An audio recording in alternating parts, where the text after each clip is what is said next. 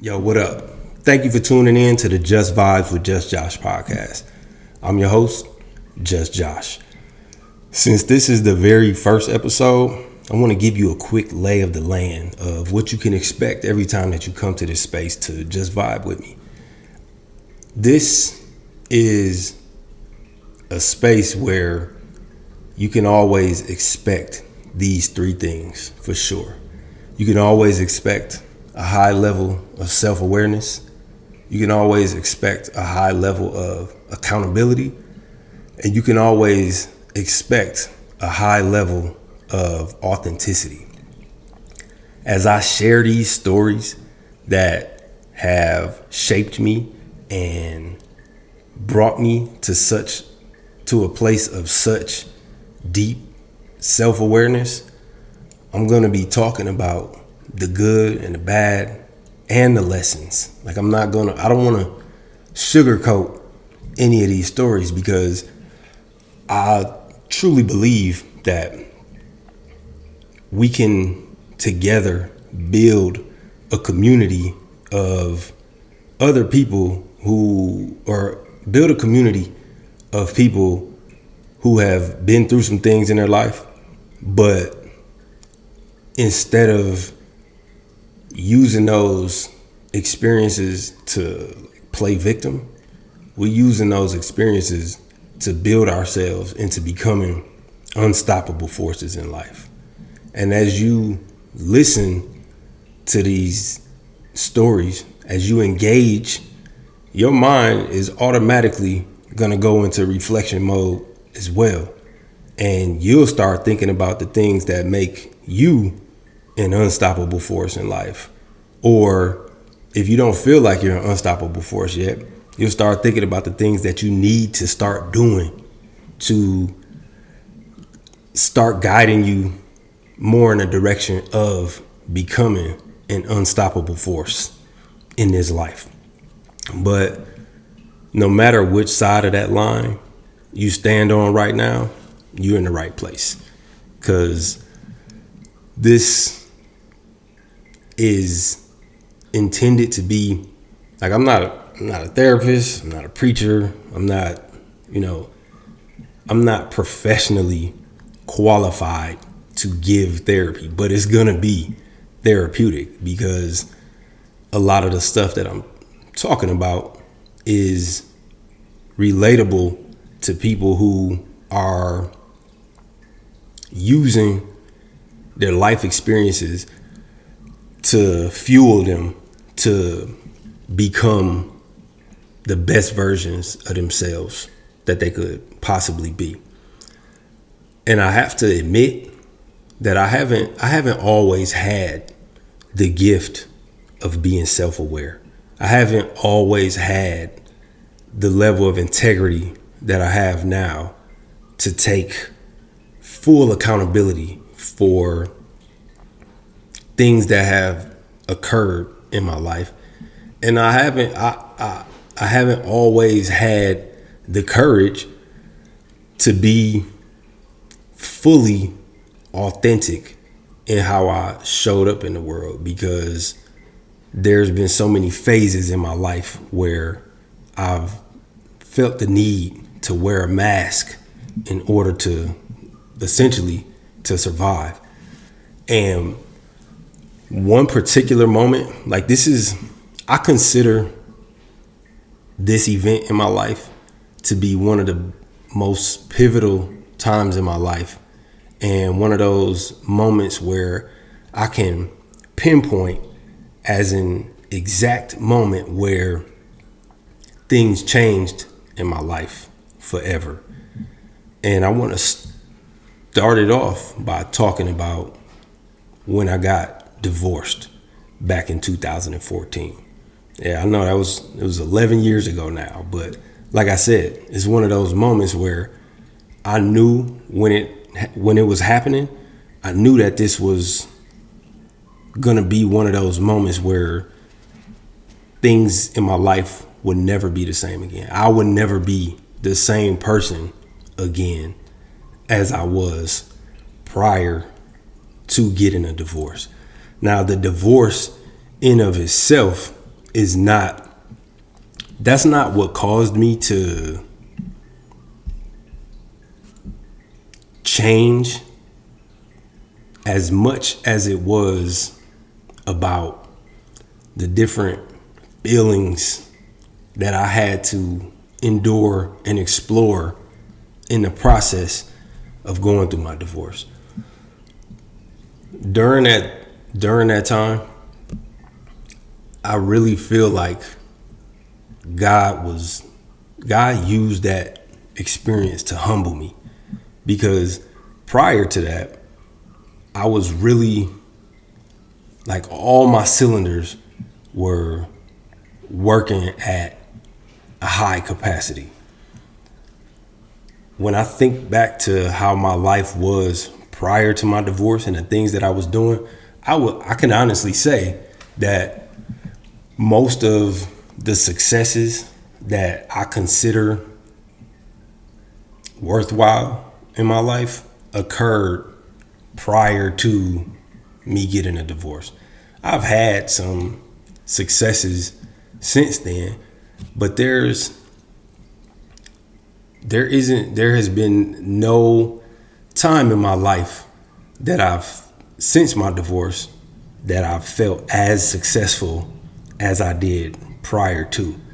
Now, I also want to point out that where I am right now, I feel like I'm the strongest version of myself that I've ever been, and I'm primed now to enjoy and encounter the highest levels of success that I even experienced prior to getting a divorce. But it took me getting a divorce and going through almost a decade of self-reinvention to even get to this point. But it's important that I talk about what my life was like prior to going through a divorce, so I can contrast that with how my life is now and how I think now, and how all of the lessons that I learned through that process will pretty much ensure that I don't find myself in the type of rut that I've had to work myself out of for the last decade. And one of the biggest reasons why the divorce was such a pivotal moment is because it humbled me. Prior to that, because of all the successes that I experienced, I was kind of arrogant. I was kind of cocky to the point where I felt like nothing could take me down. I mean, that was the time in my life where I was an entertainer. Like, I was a DJ. I was local level famous, like nothing beyond my city. But let me tell you, if you've never, you only know what it feels like to have your name be known all across town, to be known everywhere you go. Like, only people who have experienced that at any level, unless you've experienced that, you don't know how gratifying that is. I mean, at least for me, because I always had aspirations of being some type of celebrity or some type of, entertainer, some type of big figure. And I was well on my way. Now, I don't want to turn this into all these, I used to be this, I used to be that, like my old glory days story. I'm just using this simply as a reference point to where I was in life, and to give some context to how things significantly changed after life humbled me through my divorce. And so I'm using these like old glory days stories to set up the contrast. But during that time frame, I also was, receiving my master's degree. I had received a bachelor's degree. I mean, at that time, I pretty much could get I could get any woman I wanted. It just seemed like everything was set up for me to be everything that I wanted to be. And because I didn't, the mistake that I made was not accounting for the possibility that something could come along and wreck all of that. And because I didn't leave room for that, when it did happen, the blow that I took to the chest was almost unbearable because I wasn't prepared for it. Now the divorce itself, like breaking up from my ex-wife, like the breakup itself wasn't what wrecked me as much as the things that surrounded the divorce did. So I'm talking about like going to custody or going to family court,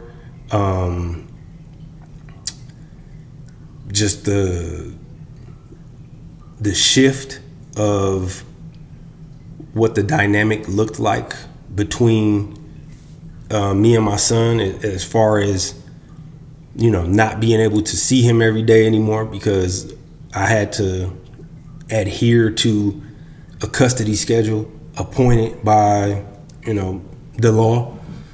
And also during that time, I realized who was really there for me and who wasn't there for me, because I was so depressed and stressed out that I wasn't showing up as the person that most people gravitated towards me for in the first place. Did that make sense? Like I wasn't the me that people gravitated towards prior to my divorce. I wasn't that guy anymore. And because I wasn't that guy, a lot of people slipped out of my life. Like the the crowds that were there at all my shows that I used to do, the amount of people that used to, you know, want to be in proximity to me because of the status that I held, like all that went out the window during that time frame of, you know, going through a divorce. And that was something that humbled me too, because it made me realize that I was putting way too much value into being admired and liked and accepted by a lot of people, but for superficial reasons. I let that get to my head. And so when I lost it all, it was hard to endure that disappointment and that pain that came from that loss, because I had got so addicted to that feeling of being in the spotlight or being known everywhere that I went. Like that was, and this is something that I don't think a lot of people are honest about and talking about. I mean, you think about the people from high school who were super popular and like they peaked in high school, and then after high school they still like they thought that their popularity from high school would translate into popularity in life after high school. And when it didn't, they just kept like grabbing at straws. I don't know, is that really a saying? I don't know what I'm saying. I think that's a saying. They kept just reaching for the taste of that popularity again, but it didn't end up working out in their favor.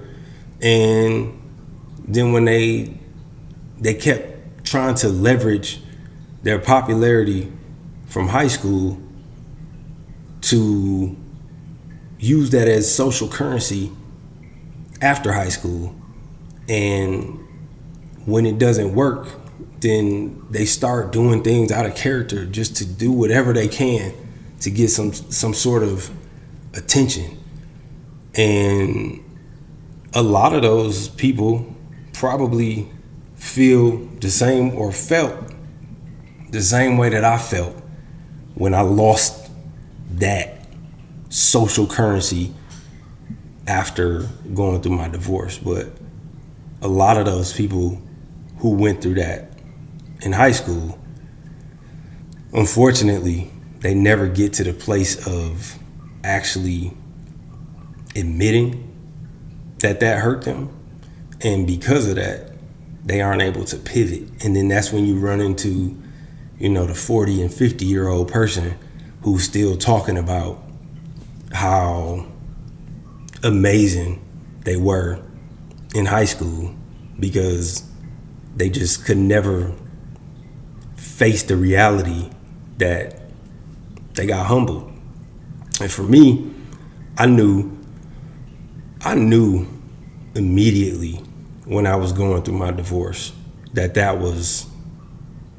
moment was intended to bring me down a couple notches. And luckily, I was able to take that moment and turn it into this high level of self-awareness that I've developed since then. I've been able to use that to develop this high level of accountability. And through that accountability and self-awareness, I'm now, it's grown exponentially in the last 10 years that now I feel like my mess, the mess that I created, can also be my message. Word to, I don't know if any hip hop fans are tuning in, but if you're a real hip hop head, you know that the Clips just dropped their first album together in like 10 or 11 years. And they've been doing a crazy press run. And in one of the interviews, Malice from the Clips said that it was in the song. It was in the intro on their new album where Malice said a line talking about how his dad told him that his mess should be his message. That's essentially where I am now. I feel confident enough in the lessons that I've learned to be able to share that with anybody who wants to listen. And I know that it will be some valuable insight to anybody who is attempting to become the strongest version of themselves and who is exuding the energy of being an unstoppable force in life. But I had to go through it to get to where I am now. And in the last 10 years, I've landed on so many different spots on the spectrum of confidence and self-awareness and accountability. Like fresh out of the divorce, I overcompensated, and I was like, my level of self-awareness was so high that I was hyper vigilant and hyper aware of all my flaws. And that led me to being in this space where my confidence levels dropped significantly. My self-esteem dropped significantly because I was doing so much self-analysis and pointing out so many of the so many of my flaws and taking so much accountability for the decisions that I made that I ultimately started to resent myself, because I knew that there wasn't anybody else to blame other than myself for a lot of the decisions that I made that led me to that point. And then, that kind of led me into this long period of extreme levels, like extremely low levels of self-esteem and self-worth. And then I'd say in the last few years or so, I've slowly started to find a balance between the extreme low end of self-esteem and confidence, which is where I was immediately post-divorce, and the extreme high levels of confidence the extreme high levels of confidence that projected as arrogance and cockiness that I had prior to divorce. Now I'm finding that I'm in that balanced state where Bruce Lee once said a quote, and this is where I feel like I'm at in life right now. Bruce Lee once said a quote he once quoted, if I tell you that I'm good, you'll say that I'm boasting. But if I tell you that I'm not good, you'll know that I'm lying. Like I feel like that quote paints the picture of that sweet spot of knowing what you're working with and knowing what you have to offer to the world, but also not going out your way to hyper project it onto the world as a way to overcompensate for some lower levels of self-esteem that might be existing beneath the mask that you're putting on that, looks like extremely high levels of confidence and self-esteem. I feel like I'm in that space right now where there's people that I couldn't get away with telling them that I'm not special, because they're going to be like, but bro, I know the things that you've done in your life. I know the kind of mindset that you have. I know I know what you're made of. So you can't tell me that you're not special. But then also, if I was to just constantly just throw it in people's face, usually the loudest one in the room, they're usually the ones who don't really have much to say. And so I'm entering into this era of quiet confidence. Like, it's quiet, but it's loud at the same time. It's loud through my energy and through my actions, not loud through my words. And so as we continue this journey together, and as you continue to come vibe with me here on the Just Vibes with Just Josh podcast, you're also going to discover your quiet confidence. And we're just going to go through a journey together. And hopefully every time you watch this or listen to this, you'll walk away with a new piece of information that's going to be valuable to your own growth process. And we're just going to be vibing. So thank you for tuning in to the first episode of many to come of Just Vibes with Just Josh. And until next time, love, respect, and peace to anybody that these words landed on. I hope y'all have an amazing day. Peace.